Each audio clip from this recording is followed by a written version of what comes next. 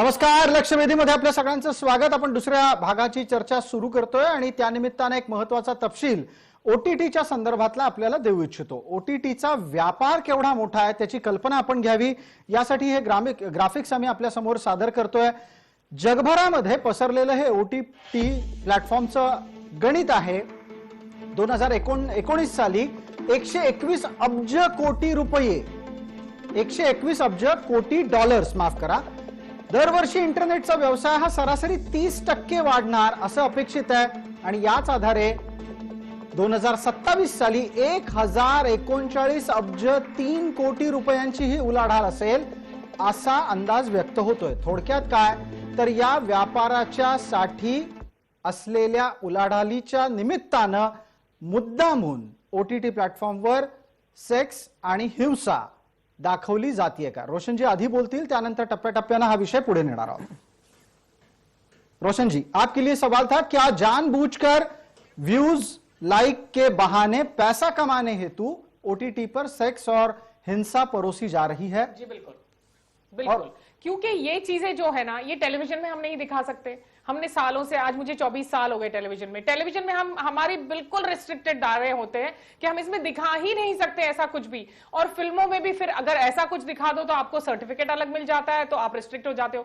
तो यहाँ पे ये एक ऐसा जरिया, इनफैक्ट कुछ लोग तो, कुछ ओटीटीज ऐसे हैं जो इन्हें पॉर्न साइट्स पे भी टेलीकास्ट करवाते हैं खुद अपनी मर्जी से। ये वाला गणित एक बार समझा दीजिए, क्योंकि आमतौर पर जब प्रेक्षक देखता है, दर्शक देखता है, तो दर्शक के लिए वो एक केवल और केवल ओटीटी पे चल रहा कार्यक्रम है। ये अब इसमें पॉर्न साइट कहां घुस गई? जी यही तो मैं आपको बता रही हूं कि वो लोग जो है, जो छोटे वाले ओटीटी प्लेटफॉर्म्स है, जो बिल्कुल बेसिक्स वाले, जो अभी अभी अचानक से उठ के आए हैं, उनकी इनकम कहां से आ रही है? Like talking Amazon has an income of another way, दूसरा तरीका है Amazon के पास, ZEE5 के पास, और लेकिन ये जो छोटे वाले हैं, इनको ये इतने महंगे वाले कैसे बना रहे? तो ये इनके कमाने का जरिया ही पॉर्न साइट्स है, क्योंकि इनकी एक डील होती है इंटरनेशनली उन लोगों के साथ, ये इसी चीज को वहां टेलीकास्ट करते हैं री एडिट करके। और इसके अलावा इनकी एक ऑडियो पॉर्न साइट भी होती है, जिसके बारे में मैंने 2019 में आवाज उठाई थी, दिल्ली जाके बाकायदा आवाज उठाई थी। पॉर्न साइट्स ये उन लोगों के लिए, ऑडियो पॉर्न साइट उन लोगों के लिए बनाया जाता है जो ड्राइवर्स होते, जो हाईवे पे गाड़ियां चलाते हैं ना, तो वो देख नहीं सकते, तो उनके लिए यही सारी चीजें और गंद और गंदगी और मसाला भर के बनाया जाता है। Literally I had even done a complain, मैंने साइबर सेल में कंप्लेन भी की थी इस बारे में कि इन चीजों को रोकना चाहिए, क्योंकि यही वजह है कि ये हाईवेज पे जो रेप होते हैं, जो उस वक्त हुआ भी था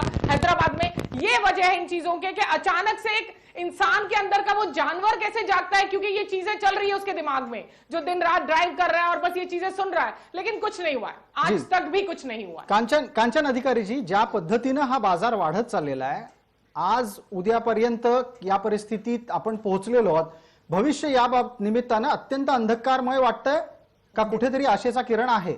नाही, आशेचा किरण म्हणजे मला असं वाटतं की या ठिकाणी ओटीटी प्लॅटफॉर्मवरती डेफिनेटली सेन्सरशिप ताबडतोब आणायला पाहिजे।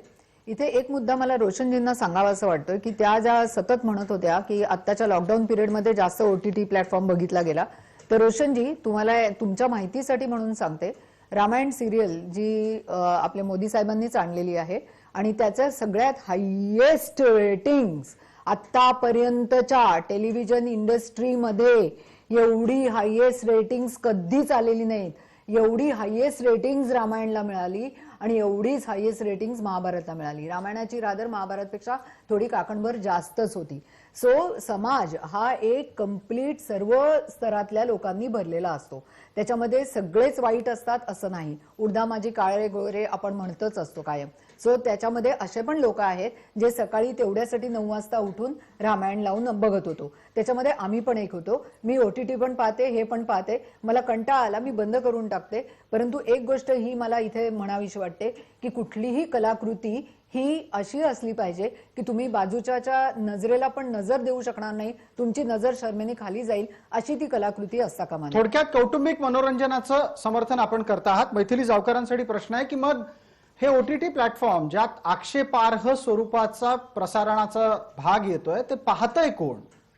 आता कोण पाहतंय, व्ह्यूज तर दिसत आहेत, आता कोण पाहतंय मी कसं सांगू शकणार ना? भरपूर लोक नाही, नाही, भरपूर लोक बहुत बरेच पाहतात. त्याचे व्ह्यूज बघा आता किती आहेत. याच्यामध्येच एक मी सांगते, आता परवाच हिने मला रेकमेंड केलेलं होतं ते ल्युडो आय सॉ इट, आणि त्याच्यामध्ये एक हिच्याच याच्या भाषेमध्ये बोलायचं झालं द स्लाइस ऑफ लाईफ असं त्याचं एक हे स्ट्रक्चर आहे. आता त्याच्यामध्ये सुद्धा काही गोष्टी अशा आहेत आक्षेपार्ह, परंतु अनुराग बासूने ती इतक्या अत्यंत सुंदर तऱ्हेने ते केलेलं आहे की त्याच्यामध्ये जिथे जिथे असं आपल्याला वाटेल की बाबा अरे इथे आता चान्स आहे, तर तिथे त्यांनी ते रिस्ट्रिक्ट वेनी दाखवलेलं आहे. समजणाऱ्याला इशारा काफी होत आहे. थोडंसं दाखवलं तरी माणूस पण ते कळू ही ही शकतो. ही परिपक्वता सगळ्या ठिकाणी असेल असं नाही. आणि हा, कांचना तर त्यामुळे- अधिकारी, आपण त्यामुळे निर्माता त्याच्यासाठी- दिग्दर्शिका म्हणून मला थेट आपल्याला हाच प्रश्न विचारावासा वाटेल की प्रणयाच्या पलीकडे जाऊन थेट समागमाच्या कृतींच्या बाबतीतलं दिग्दर्शकीय प्रदर्शन हेच आता अभिव्यक्तीसाठी उरलंय का? नाही, अजिबातच नाही. मला असं वाटतं की कसं असतं की आपण फार पूर्वीपासून एखाद्याच्या बद्दलची प्रेमभावना तुमच्या मनामध्ये जागृत होणं ही काही वाईट गोष्ट आहे असं मला म्हणायचं नाहीये, परंतु तुम्ही ती दाखवताना किती म्हणजे ॲस्थेटिकली दाखवताय, तुम्ही ते शूट करताना किती सुंदर तऱ्हेने चांगल्या तऱ्हेने, म्हणजे एक काय म्हणायचं बिभत्स हा पण ह्या तऱ्हेने पण तुम्ही त्याला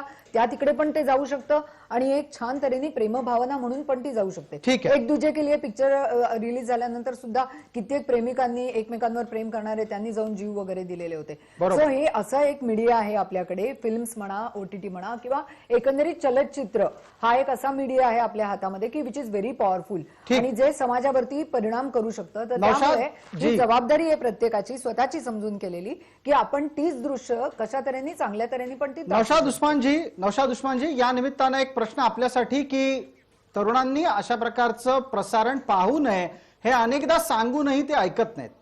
तुमच्याकडे काही मार्ग आहे त्यांनी अशा प्रकारच्या प्रसारणापासून दूर राहावं यासाठी?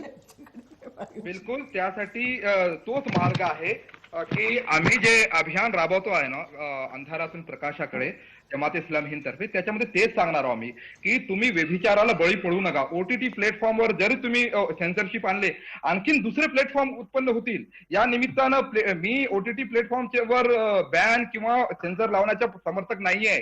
लक्षात ठेवा, या निमित्तानं सरकार जे आहे ते अभिव्यक्तीची गळचेपी सुद्धा करत आहे का याच्यावर पण जे आहे ते हा देखील प्रश्न पडतो. परंतु जे लोक बनवणारे आहेत ते तुमच्या देशात आहेत ना, त्यांना अटक करू शकता ना तुम्ही. म्हणजे त्याच्यावर सेन्सरशिप लावण्यापूर्वी जे लेखक आहेत, जे डायरेक्टर आहेत, त्यांच्यावर तुम्ही हे करू शकता, अटकाव करू शकता. कारण त्या निमित्तानं चांगले चांगले वेब सिरीज पण आलेल्या, अर्तगल गाझी टर्कीची हिंदीमध्ये जे डब झाली. आपण नौशादजी आपण एक अत्यंत महत्वाचं विधान केलं आता की OTT वर निर्बंध आणण्याच्या मागे सरकारच्या हातात अभिव्यक्तीवरच्या गळचेपीचा एक परवाना सापडू शकतो. यावरचं उत्तर घेऊच, पण एकदा मला सांगा, काल परवापर्यंत न्यूज प्रसारणांच्या संदर्भातले नियम लागू झालेले आहेत आणि आता येत्या काही दिवसांमध्ये करमणुकीच्या संदर्भातली ही भूमिका घ्यावी इतकं वारंवार केंद्र सरकारला सांगितलं जात आहे. केंद्र सरकार अमुक एका पक्षाचं आहे म्हणून ही भूमिका आहे का तुमची कायमची भूमिका राहणार आहे की OTTवर अशा प्रकारचे निर्बंध असू नयेत? ही कायमची भूमिका आहे. चित्रपट असो, पुस्तक असो, कोणी असो, जेम्स लेन असो की MF हुसैन असो की आणखीन कोणी असो, चार्ली हेब्दो असो, कोणाच्या भावना दुखवणं किंवा कोणत्या एखाद्या स्त्रीला अर्धनग्न दाखवणं हा स्त्रीचा अपमान आहे. ही विटंबना आहे. ही आधुनिकतावाद्यांना आम्ही प्रतिगामी वाटतो, आम्ही धर्मांध वाटतो. परंतु नाही, मग नौशाद उस्मान, एका बाजूला तुम्ही ही पण भूमिका घेता, दुसऱ्या बाजूला म्हणता OTTला सेन्सॉरही नको, दोन्ही भूमिका कशा चालू शकतील सोबत? संतुलित भूमिका आहे आमची. त्या निमित्तानं जे चांगल्या गोष्टी येत आहेत, जे बाहेरून येत आहेत, अर्तगल सारखी वेब सिरीज आहे, आणखीन सहार सारखी वेब सिरीज जे परदेशातून आलेल्या आहेत, तुर्कस्तानातून, इराणहून चांगल्या वेब सिरीज बनलेल्या आहेत. भारतात त्या बनू शकत नाही. एखाद्या इस्लामी संघटनेनं जाहिरात दिली नाही एखाद्या टीव्ही चॅनलवर, त्याला किती पापड बेलावे लागतात आम्हाला माहित आहे. ठीक आहे, प्रेरणा हुनराव या निमित्तानं बोलतील. प्रेरणाजी, नौशाद उस्मान यांची भूमिका आपल्यापर्यंत पोहोचली असेल. ते म्हणतायत की OTTच्या माध्यमातून अभिव्यक्तीची गळचेपी होता कामा नये. केंद्र सरकारला अशा प्रकारे गळचेपी आणायची आहे, करायची आहे की पूर्वीपासूनच स्वतःहून स्वनियंत्रण पाळा या भूमिकेवर तुम्ही कायम राहणार आहात? गळचेपी करण्याचा प्रश्नच येत नाही. म्हणूनच कदाचित नोव्हेंबर 2019 मध्ये सेल्फ रेग्युलेटरी व्हा असं केंद्र सरकारने म्हटलेलं आहे. कारण त्यांना त्यांच्या मर्यादा लक्षात येतील आणि त्या अनुषंगाने OTT प्लॅटफॉर्म चालतील. पण जर मर्यादाच लक्षात येत नसतील आणि अशा पद्धतीच्या विषयांना वारंवार जर समोर जावं लागत असेल, अभिव्यक्तीचे स्वातंत्र्य स्वातंत्र्य तर सगळ्यांना आहे आणि ते सगळ्यांना असलंच पाहिजे. पण स्वातंत्र्य आणि स्वैराचार, जर तो स्वैराचार होत असेल तर त्याच्यावरती नियंत्रण हे केंद्र सरकारच्या माध्यमातून 100% येणार. याचा अर्थ अभिव्यक्तीला स्वातंत्र्य असणार नाही असा मुळीच नाही. मगाशी नौशादजींनी एक मुद्दा काढला होता की धर्म आणि या विषयांच्या बाबतीमध्ये ते बोलत होते की का तो विषय सारखा येतो. मी अडवतो त्यांना मला तुम्हाला, माफ सांगावं करा. असं फ्रान्सला समर्थन वाटतं दिलं ज्यावेळी तुमच्या 2 पक्षानं. ऍक्ट नाही, चार्ली हेब्दो त्यावेळेस नौशादजी मला माझा मुद्दा पूर्ण करू देत. नौशादजी तुम्हाला पूर्णताई, मिळाला असं तुमच्या वाटतं पक्षाने मला. समर्थन दिलं होतं, त्याच्यावर बोला तुम्ही. पैगंबरांची विटंबना हवी आहे का तुम्हाला? त्याच्यावर बोला तुम्ही. प्रेरणाजी, आपल्याला प्रश्न ऐकायला आलाय का? त्यांनी असं म्हटलं नाही, की नाही, तुम्हाला मला- जर समजा अभिव्यक्तीचं स्वातंत्र्य मंजूर असेल तर चार्ली हेब्दोच्या वेळेला काय भूमिका होती? नाही, याच्याबद्दल अभिव्यक्ती स्वातंत्र्य म्हणजे कोणाच्या आईला शिवी देणं नाहीये, कोणत्याच्या महापुरुषांचं यांना शिवी देणं नाहीये. लक्षात घ्या, आमची संतुलित भूमिका आहे, परंतु यांची भूमिका दुटप्पी आहे. फ्रान्सला समर्थन दिलं होतं नरेंद्र मोदींनी. प्रेरणाजी, आपलं उत्तर अपेक्षित करतो. 30 सेकंद आहेत. मी तेच सांगतेय, अभिव्यक्तीचे स्वातंत्र्य म्हणजे हे एका बाजूने यांचं जे म्हणणं आहे ते पूर्णपणे रॉंग आहे.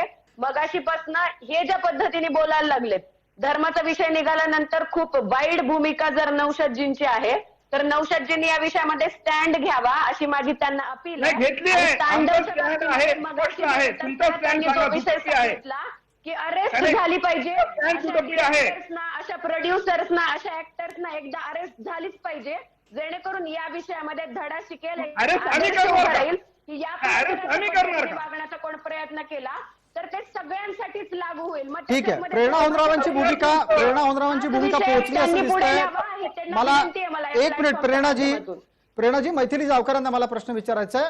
एखाद्या अशा प्रकारच्या कलाकृतीच्या दिग्दर्शक आणि निर्मात्याला उचलून तुरुंगात टाकल्यानं बाकीचे सुधारतील?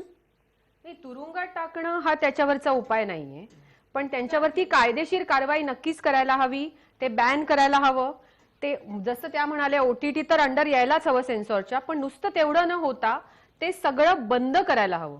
ते दिसलं नाही पाहिजे लोकांना, कारण ते जर ठरवत असतील की आम्ही वाटेल ते दाखवू तर आपल्याला थांबवायला लागेल ना जे नाही, चुकीचं पण आहे एका बाजूला आपण असं म्हणतो की त्यांच्यावर तुरुंगात न टाकण्याची कारवाई करावी, दुसऱ्या बाजूला आपलं म्हणणं असं आहे की त्यांनी जर समजा आक्षेपार्ह प्रसारण केलं तर त्याला थांबवा, मग अभिव्यक्तीच्या ते स्वातंत्र्याचा मुद्दा एडिट येतो. करायला लागणार ना. ते तुरुंगात टाकणं असा कुठला कायदा आहे का आपल्याकडे? कायदा आहे? प्रेरणाजी आपल्याला विचारतायत. FIR सगळ्यात पहिल्यांदा तर बेसिकली या विषयावरती FIR झालं पाहिजे. यातले जे मुद्दे आहेत, आपण तांडव विषयी बोलतोय, आपण तांडवचाच रेफरन्स घेऊन या विषयामध्ये बोलूयात. FIR दाखल करू देत, प्रत्यक्ष या लोकांना प्रश्न विचारण्यासाठी प्लॅटफॉर्मवर तरी येऊ देत, एक्सप्लेनेशन देऊ देत. या विषयामध्ये धर्माचा विषय ज्या जो अश्लील चीजें तांडवमध्ये त्यांनी दिखा रहे केला, हैं उनके खिलाफ भी FIR करवाइए ना मैम. सांगू इच्छिते मी, मैथिलीजींना सांगू इच्छिते, एकच मिनिट. तांडव वेब सिरीज मध्ये ज्या पद्धतीने धर्माचा उल्लेख करण्यात आलाय आणि शिव आणि त्या तो जो तुम्ही मगाशी सांगितला सीन ज्याच्यामध्ये हिंदू देवी देवतांचा अपमान केलाय, तसाच तांडव मध्ये दुसरा एक सीन आहे ज्याच्यामध्ये त्यांनी उंची जात आणि निचली जात असं एक डायरेक्ट कन्व्हर्सेशन 2 सीन्स मध्ये दाखवलंय, ज्याच्यामध्ये ज्यांना सो कॉल त्यांनी उच्चवर्णीय म्हणलं, त्याच्यावर त्यांना अॅट्रॉसिटी निचली लागू जात शकतो. म्हणलं. यात हो अगदी. तो मैम त्याच्यामध्ये फिर atrocity सेंसर लागू कहाँ है? शकते. सेंसर को आना चाहिए था ना इन चीजों को क्लैरिफाई करने के जातीच्या लिए. मुद्द्यावरती तर मला ऐसी तो कई चीजें हैं, ऐसे तो कई चीजें हैं मैम. हर सीरीज में इस तरह की बातें हैं. सेंसर कहाँ है? आप सेंसर लाइए पहले ताकि प्रोड्यूसर को पहले ही रोका जाए, क्योंकि हर प्रोड्यूसर को इतनी नॉलेज नहीं होती है मैम. मैं भी एक प्रोड्यूसर, मैं भी एक डायरेक्टर हूं, हमें knowledge नहीं होती है. और वो जो डायलॉग बोला संध्या मृदुल ने, उस डायलॉग को उसने उस सेंस में नहीं बोला, उसने अपनी एक औरत होने के नाते बोला है कि किस तरह से रोशन जी, आप जो कह रही है सेंसर में हो सकता है प्रोड्यूसर डायरेक्टर सब जस्टिफाई करते हैं अपनी बात रोशन जी, को. एक मिनिट, मैं आपके मुद्दे को बहुत प्रसाद जी, सरल तरीके से और प्रसाद जी, बहुत प्रसाद स्पष्ट रूप जी. से रखता हूं इनके सामने. प्रेरणा जी, त्यांचं म्हणणं काय आहे? कलाकार आपली अभिव्यक्ती करत असताना आपल्या माध्यमातून जी गोष्ट त्याला थोडी PhD त्याच्या केली आहे समजेनुसार मांडतो, समाजात त्याचे काय परिणाम होतील हे प्रत्येक वेळेला त्याला लक्षात येतच असं नाही. मैथिली जावकरांचं म्हणणं त्यातलं प्रसाद जी, वेगळं आहे. त्यामुळे प्रसाद काही जी, वेळेला गोष्टी तो- जाणीवपूर्वक केल्या जातात. पण तुमच्याकडे जर समजा नियंत्रणासाठी एखादी रचना असेल तर अशा प्रकारे समाजात गोष्टी पोहोचायच्या आधीच तुम्ही त्या थांबवू शकता. ही रचना का जन्माला येत प्रसाद नाही जी, हा प्रश्न आहे. Exactly, that's Prasad my G, point. रोशनजींचं जे म्हणणं आहे ना त्याला मी 100% मी सहमत आहे की त्याच्यावरती एक सेन्सर बोर्ड ज्या पद्धतीने आहे त्याच पद्धतीने OTT प्लॅटफॉर्म्स वरती काम झालं पाहिजे. आपण तांडव विषयी बोलतोय. आज तांडव त्याच सीनच्या विषयी ज्याच्याविषयी आता त्या बोलत होत्या की अभिव्यक्तीचं स्वातंत्र्य आहे, पण जातींचा अशा पद्धतीने उल्लेख त्यांनी स्वतः सीन बघावा, त्यांना ठीक पण है। तो आक्षेपार्ह वाटेल. मैम मैंने SC कहा है, अंतर्गत मैं बोल रही हूँ, याच्यावरती संध्या कारवाई मृदुल होईल. को इस बात की नॉलेज नहीं है. शी इज जस्ट एन एक्टर. एक आर्टिस्ट की तरह उसने डायलॉग बोल दिया है. उसे थोड़ी पता ऊंची जाति नीची जाति इस डायलॉग का क्या राइट्स है और किस तरह से ये होगा. ये तो काम सेंसर बोर्ड का है मैम. चालू शकत. रोशन जी एक मिनट प्रेरणा जी, रोशन जी मैं आपल्याला विचारू इच्छितो, बहुत सी बार ये देखा जाता है कलाकार कला को पेश करते समय जो लिखा गया है वो बोल देता है, लेकिन बाद में सामाजिक आंदोलनों में तो बढ़ चढ़कर हिस्सा ले लेते हैं, तो कलाकार सामाजिक बदलावों से अपरिचित है, ऐसा तो कहा नहीं जा सकता। रोशन जी आपके लिए था हर सवाल। चीज की पीएचडी नहीं की होती है किसी ने. और जहां तक यहाँ है ये बात फिर कलाकार को क्यों है, ये बात आप राइटर से बात कीजिए ना. ये बात सिर्फ उस कलाकार के लिए क्यों बोला गया, क्योंकि ये कोई जरूरी नहीं है कि अगर ये डायलॉग उसने कहा है तो उसे इस चीज की नॉलेज है. अगर दीनू मोरे ने ये डायलॉग कहा है तो उसे नॉलेज है, उसे कोई नॉलेज नहीं है. वो मोर्चे में निकलते सब अपने लोगों का साथ देने के लिए एक जेनरिक टॉपिक पे. ही एक आंधळी भूमिका आहे जी रोशनजी वारंवार या विषयावरती घेत आहेत. हम कलाकार लोग हैं, हमें ठीक सिर्फ है। एंटरटेन करना आता है. उसके बियॉन्ड हमें ये सारे लॉज नहीं प्रसाद पता जी, है मैम. प्रसाद जी, एक मिनिट रोशन जी, एक मिनिट आप रुक जाइए. प्रेरणा जी तुम्ही पण थांबा. मैथिली जावकर, या तर्काच्या आधारे ज्या पद्धतीचं सादरीकरण होत आहे त्याचं समर्थन होऊ शकतं की कलाकाराला बाबा कलाच जमते, त्याला फक्त मनोरंजन माहित असतं. नाही, पण यात मी एक कलाकार म्हणून एक गोष्ट सांगेन की काही वेळेस आमच्याकडे सीन येतो आणि आम्हाला त्याचा आगापिछा माहिती नसतो, त्याची डेप्थ माहिती नसते. काही वेळेस फक्त मेकॅनिकली आम्ही डायलॉग्स बोलतो. काही वेळेस म्हणजे आता हे मी एक अभिनेत्री म्हणून बोलतेय की मेकॅनिकली डायलॉग्स बोलून जातो आणि रायटरनी कोणत्या सेन्सनी लिहिलंय आणि त्याचा अंडरकरंट काय आहे ते खरंच काही वेळेस माहिती नसतं. म्हणजे आता मी या एका संध्या मृदुल बद्दल बोलत नाहीये, मी इन जनरल स्टेटमेंट करतेय. एक अभिनेत्री मैथिली जावकर म्हणून 28 वर्ष मी इंडस्ट्रीत काम करतेय, तर काम करताना 28 वर्षात प्रत्येक वेळेस लेखकाला काय म्हणायचं होतं हे मला माहिती असेलच असं नाही. ठीक आहे मैथिलीजी, वेळेची मर्यादा आहे. मला एक पटकन प्रश्न कांचन अधिकारींना विचारायचा आहे. कांचनजी अत्यंत कमी वेळ उरलाय. या सर्व पार्श्वभूमीवर मग सैफ अली आणि जफर अब्बास या दोघांना माफ करायचंय की कारवाईची अपेक्षा करायची आहे? नाही, बेसिकली याच्यामध्ये सैफ अलीला डायलॉग दिले असेल आणि त्याचा काही त्याच्यामध्ये पर्सनली दोष आहे. आता आपण त्याच्यावरती बोललो की संध्या मृदुलला ते माहिती नसतं, आता पण मैथिली पण तेच म्हणाली. त्यामुळे याच्यामध्ये कलाकारांचा दोष नाहीये. आणि आताच तुमच्या इथे वेब सिरीज दिग्दर्शकांनी माफी पण मागितलेली आहे त्याची. सो आता ही माफी मागितल्यानंतर आता ह्या एवढ्या गोष्टी ज्या आपल्या इथे घडलेल्या आहेत तर ह्याच्यावरून तुम्ही काय सीख घेणार आहात हे सगळ्यात महत्वाचं आहे. तर त्याच्यामधनं आपण काय शिकायचंय ते हे शिकलं पाहिजे की देअर शुड बी सेन्सॉरशिप. आणि कुठल्याही जातीपातीच्या बाबतीमध्ये मला इथे एक स्टेटमेंट मला करायचंय, जे लोकांना आक्षेपार्ह वाटलं तर वाटू दे, कारण मी काही कुठल्या पक्षाची नाहीये आणि त्यामुळे सगळेच पक्षाच्या लोकांनी जातींवरती तर जराही बोलण्याचा त्यांना अधिकार नाहीये. जातीपातीचं राजकारण हे सगळीकडे खेळलं जातं, त्यामुळे कुठल्याही राजकारणाने जातीवरती काही बोलू नये, हे माझं स्पष्ट मत आहे. जातीवरती कुणीही जातीविषयक स्टेटमेंट हे कुठल्याही कलाकृतीमध्ये केलं जाऊ नये. तसंच सेक्स आणि व्हायलन्स या बाबतीमध्ये कितपत दाखवावा याचं सुद्धा एक लिमिटेशन्स आपल्याकडे घालायला आता अगदी म्हणजे it has to be done. आणि OTT वरती सेन्सॉरशिप ही आलीच पाहिजे. ठीक आहे, धन्यवाद. आपण सर्व मान्यवर या चर्चेत सहभागी झालात त्यासाठी. अर्थात कलाकृतीच्या सादरीकरणाच्या बरोबर अभिव्यक्तीचं स्वातंत्र्य एका बाजूला असलं तरी सामाजिक भान अनिवार्य आहे. तुर्तास लक्षवेधीमध्ये इतकंच. सर्व प्रेक्षकांना जय महाराष्ट्र.